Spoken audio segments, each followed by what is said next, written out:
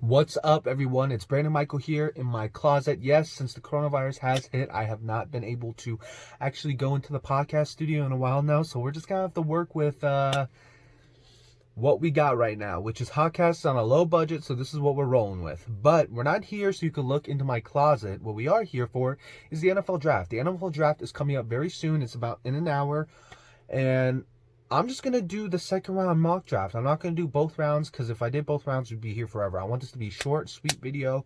I just want to fly through each pick, explain why real quick, and then do it. Just let it be done. So let's go ahead and get started, guys. So we're going to go with the number 33rd pick right now, the Cincinnati Bengals. I think they're going to draft Josh Jones. Now, obviously, you get Joe Burrow, which is a big step towards, success in that team. I think you got to protect Joe Burrow at all times. Cincinnati does not have a good offensive line. You add a guy like Josh Jones to that team, you're already getting better right there.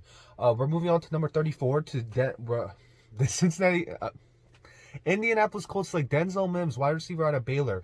Now, you get Phillip Rivers. Obviously, you have T.Y. Hilton. You have Zach Pascal. The only problem is Hilton's getting a little bit older, right? So, how much longer does Hilton have in the tank? Zach Pascal, he showed up last year. He showed flashes, but I still think there's one more room. They have one more spot left. I think Denzel Mims fits right into there. Phillip Rivers is getting older, so he's going to need more weapons to produce. Denzel Mims is their guy. Now, guys, number 35, I actually have a trade. So it was supposed to be the Detroit Lions, but I think Detroit trades back. Dolphins trade up to number 35 for whatever picks or player, whatever it is. And I actually think Miami takes Xavier McKinney. Now, this is the reason why. Safety out of Alabama. Miami has a lot of holes, but the number one thing is that they need to build up their secondary. Obviously, they get Byron Jones in free agency. This is a next step towards what they have to do in Xavier McKinney. This is a good pick for them. Miami gets Xavier McKinney. Number 36, New York Giants take Zach Bond out of Wisconsin. New York also has a lot of holes, but Zach Bond could be a guy that kind of fills in there, kind of plays that hybrid linebacker role. This is exactly what they need. Obviously, I don't know if Zach Bond might have to play that hybrid linebacker type because he is a little bit undersized. His first couple of years, he might have to play a little bit of linebacker. They drop Alec Ogletree. Now they're going to have a hole in that spot. Zach Bond should be able to go in there, not play middle linebacker, but trying to learn as many positions as possible, maybe having to drop back into coverage his first couple of years just because he isn't ready. He's a little bit smaller at that size. So we're going to be able to see, if Zach Bond is ready to play that type of position. But Zach Bond goes to number 36. Going to number 37, we're going to go ahead and go Yetur Gross-Matos to the New England Patriots, edge rusher out of Penn State. New England is in kind of a tough area because I wanted them to trade down again because honestly, it's kind of hard to pick where New England is going to pick who New England is going to draft. I was going to pick a wide receiver, but the thing is that New England doesn't like drafting wide receivers early, so I decided to go with Matos. Matos doesn't really fit in the scheme that well, but I guarantee you Bill Belichick will find a way to use his potential. Moving on to number 38, we're going to go to the Carolina Panthers, and they're going to pick Christian Fulton, cornerback at LSU. Now, they lose James Bradberry in free agency. They're going to have to go ahead and start rebuilding this team. Fulton is a guy you could go ahead and plug into your defense, and he's going to make an instant impact. Losing James Bradberry was a big deal. Losing Josh Norman years ago was a big deal. Now you lose a guy like James Bradberry. The defense isn't going to be the same. Kuechly is gone. The defense in general, you lose your leader. Everything's going to be different. Fulton is a guy you want to draft. Moving on to number 39, the Detroit Lions, with that pick they got from the Miami Dolphins, are going to go ahead and select Malik Harrison, linebacker out of Ohio State. Malik Harrison is a guy that's going to instantly improve that Lions defense. They have one of the worst linebacking cores in the league. I thought it would be smart if they went ahead and drafted Isaiah Simmons at the third pick and not Jeffrey Okudah because they already had Desmond Trufant. They got him from Atlanta, but no, they decided to go with Okudah. Now they're going to be able to get a guy like Malik Harrison who's, he's going to come in and he's going to produce for you. Going on to number 40, the Houston Texans are going to select Ross Blacklock, interior defensive line from TCU. You lose DJ Reader in free agency. Reader goes to the Cincinnati Bengals. You obviously have a couple of holes. I was thinking wide receiver, but you trade for Brandon Cooks, which is a situation where, you're good. You're good, You don't got to address that. You got Will Fuller. So I think at the end of the day, that's going to be the biggest need for them. You try and replace, excuse me, guys. You're going to try and replace DJ Reader and what he was able to do for your team. And that's a guy you want to go ahead and draft. Okay, moving on. Let's go to the Cleveland Browns. Willie Gay Jr., linebacker out of Mississippi State. Now, you lose Joe Schobert. I think Schobert. That's how you pronounce his name. And Cleveland now has a big hole in the middle of their defense. They have a couple of holes in general on their defense. The safety spot is going to be open. I was thinking Antoine Winfield at that spot, but Willie Gay Jr. is a pretty good talent. I think he fits right in.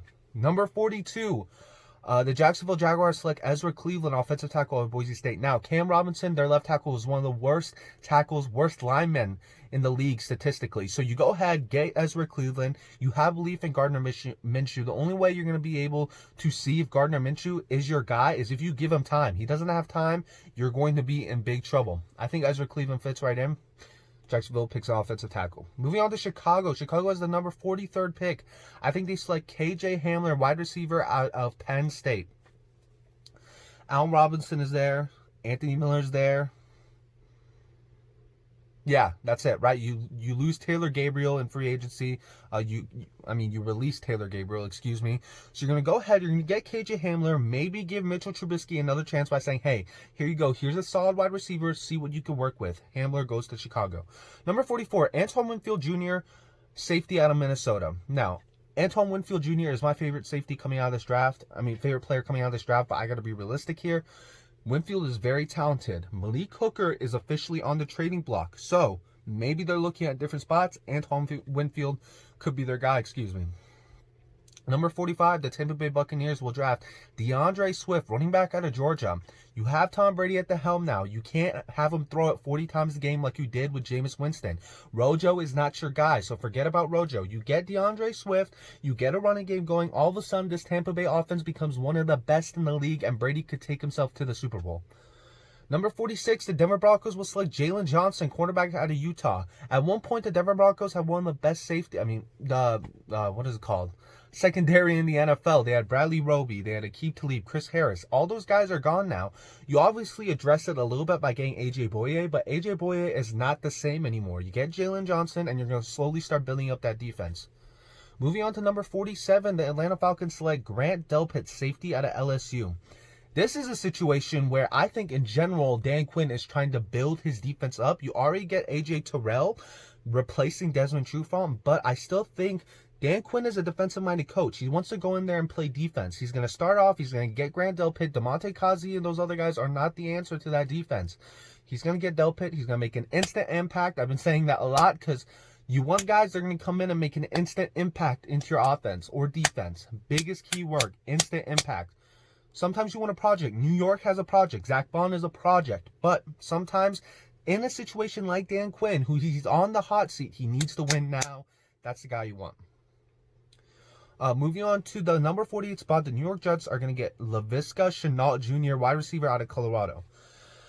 The Jets had a chance at a wide receiver. They did, but instead they moved on. They didn't select a wide receiver. I thought they were going to go with Judy, so instead they're going to go ahead and get a wide receiver here. I think they didn't choose a wide receiver because they knew the class was so deep, so they're going to go ahead and get Laviska. I think he's going to fit in perfectly next to Jamison Crowder. Good pick. Let's go on to the number 49 spot, the Pittsburgh Steelers. They're going to go ahead and select T. Higgins, wide receiver out of Clemson. Big Ben is getting older. Juju Smith-Schuster can't do it all. You need another wide receiver. Big Ben is going to need some help, guys. And if he wants to take that team to the next level, he's going to need some help. T. Higgins is going to fit right in. Number 50, the Chicago Bears select Lucas Niang, N-I-A-N-G, offensive tackle out of TCU. I think at this point, you're building around Mitchell Trubisky and trying to give him a chance. You get Hamler earlier in the rounds. Now you're going to get an offensive tackle, trying to give him some time. You're giving Mitchell Trubisky all the tools to win. If he does not win this year, you kick him out. Number 51, the Dallas Cowboys roll with Trevon Diggs, cornerback out of Alabama. Dallas loved the big names. Trevon Diggs is a big name. His brother's in the NFL, Stephon. They need a cornerback. Chidobe Awuzie is still there. Anthony Brown is still there. But, you know, did they take it to the next level last season? They didn't. So, Trevon Diggs comes in, plays a good role. Good pick for Dallas. Moving on to number 52, the Los Angeles Rams select Jonah Jackson, interior offensive lineman out of Ohio State. At this point, I mean, I remember at the Los Angeles Rams had one of the best offensive lines in the league. Not anymore. I mean, it's fallen to shambles. This is a position where you need to give Jared Goff some time. I'm going to go ahead and give him Jonah Jackson. Maybe Maybe not. It's kind of hard to pick for the Rams because they're starting to get a lot of holes. Linebackers also an issue for them. Safety's kind of an issue for them. John Johnson didn't play that good last year. I think his name was John Johnson. Johnson the third, my boy. We have to play that guy twice a year. How do I not even know his name? Number 53, the Philadelphia Eagles. Jeremy Chinn, safety out of Southern Illinois. You let go of Malcolm Jenkins. You need a safety. You already, I mean, in general, that secondary was atrocious last year. Not atrocious, but it didn't live up to par. You get Nicole, Roby Coleman, and you get Darius Slay. Now you add Jeremy Chinn. That is just another step towards a Super Bowl appearance for Carson Wentz and that Philadelphia Eagles team. Number 54, this is kind of a surprise to a lot, but I got the Buffalo Bills selecting Cole Kmet, K-M-E-T, tight end out of Notre Dame. Now, Dawson Knox is their current tight end right now, so I was just kind of thinking, why don't you give Josh Allen another weapon, another guy that's going to come in there and play well at the tight end position? You already got Stephon Diggs, another weapon for him. John Brown, we already know, is there. Devin Singletary showed up last year. McDermott's going to be able to make that offense a little bit better so they can take that next step forward. Josh Allen will definitely be an MVP contender. Watch out for him. Number 55, the Baltimore Ravens select Chase Claypool, wide receiver out of Notre Dame. Back-to-back Notre Dame picks. The Ravens don't have much holes, guys. And I think one of the biggest things is they don't have a big wide receiver. Chase Claypool could be their guy. I think they have a lot of good route runners. They have Marquise Brown. Willie Snead is a good route runner, but they need a guy that's big that's going to be able to get that ball. Chase Claypool could be their guy. I'm picking him. 56, the Miami Dolphins select Prince Tega Wanogho, offensive tackle out of Auburn. Yes, I know. They already selected offensive tackle earlier in the round, but the biggest thing is Tua Tagovailoa has a serious freaking injury issue. If you're gonna put all your marbles and all your everything, the whole bank, you're betting the table, you're betting the house on Tua Tagovailoa, you gotta protect him. It's not that popular to draft back to back. Or not back-to-back, but early in the round, draft several linemen because, you want your linemen to have a little bit of experience coming into the NFL. But, I mean, you just got to pull the trigger here. You got to protect Tua, and this is what you're going to get. Number 57, the Los Angeles Rams, they select Jonathan Taylor, running back out of Wisconsin. I think this is a little bit of a thing. There's two reasons why I think it's Jonathan Taylor. One reason is Seattle wants Jonathan Taylor, and I feel like Jonathan Taylor wants Seattle. This is one of those situations where Rams are going to be like, we're going to take him before Seattle takes him. Just, one of those things where it's like, we're going to take him so you can't. Plus, they need a running back. Todd Gurley's not there anymore. They're going to need to work on the running game. Jonathan Taylor fits right in. Now, guys, coming at the 58th pick, I have a trade, actually. Seattle moves up one spot, switches with the Vikings, so 58 and 59. So they get the 58th spot. Vikings move down to 59, and Seattle gives them whatever, right? Whether it's a draft pick or a player, hint, hint, hint. And I think Seattle drafts A.J. Epineza, edge rusher out of Iowa. Reason why I think that is because I think they trade up, first of all, because I think Seattle's going to look at Minnesota and be like, A.J. Epineza is a perfect fit for them. Everson Griffin is obviously not going to be there, but I think Minnesota trades back because they're thinking they had that Iafedi guy or whatever his name is. Minnesota guy, please don't get mad at me. I don't know what that guy's name is. That 26-year-old who had 7 sacks last year. He might be able to step up and play that right end role and replace Everson Griffin or left end, whatever position Everson Griffin played. I think they're okay with dropping down because there is a guy at 59 who they might like. So I think that the Seattle Seahawks get A.J. Epineza. Obviously, they need an edge rusher. They didn't address it in the first round. I think this is where they do it. Seattle Seahawks select Epineza. 59, Minnesota selects Neville Gallimore, interior defensive lineman out of Oklahoma. Now, they have, in general, I was about to say they have a hole with Everson Griffin. They obviously do have a hole in Everson Griffin. They're going to have to shift the line around a little bit. I think that Neville Gallimore it's come to the point where you're taking the best guy on the board. I think Gallimore is the guy he's the best guy on the board right now. They're going to go ahead and take him. Number 60, Marlon Davidson, interior defensive lineman, is going to go to the Baltimore Ravens. Yeah, I mean, it's just one of those situations where I think you're not taking the best guy on the board, but Baltimore doesn't have too many holes, guys. I think if they improve that pass rush, they're going to be a better team in general. I think they're going to go ahead and do that. They're going to have two of the best, one of the best defensive lines and one of the best offensive lines in the league. Number 61, the Tennessee Titans select Julian Okwara, edge rusher out of Notre Dame. Tennessee has been hot on Jadeveon Clowney for a while now. I think they really do want a pass rusher. Obviously, they get Vic Beasley, but he's not going to be enough. I was thinking about Okara in the first round a few months ago, but I think he could drop a little bit. They're going to go ahead and take him at the 61 spot. Whew. Last few picks, guys. Number 62, the Green Bay Packers select Michael Pittman Jr., wide receiver out of USC. Wow. I mean, this is a situation where Green Bay obviously has Devin Funchess, Devontae Adams, but they could add another wide receiver. Michael Pittman is going to come in, slide into that spot, and I think he's going to play well. I think Green Bay is starting to believe that Aaron Rodgers is getting a little bit older, even though he signed for multiple years. That's why they did draft Jordan Love, but they're thinking, hey, he's not getting any younger. We got to give him the weapons now. Michael Pittman could be the answer to the problems. Whew. Number 63, the Kansas City Chiefs select Cameron Dantzler, cornerback out of Mississippi State. I don't know if that's how you say it. Coming into the draft, I feel like there was two positions that Kansas City really had to address, which was running back and cornerback.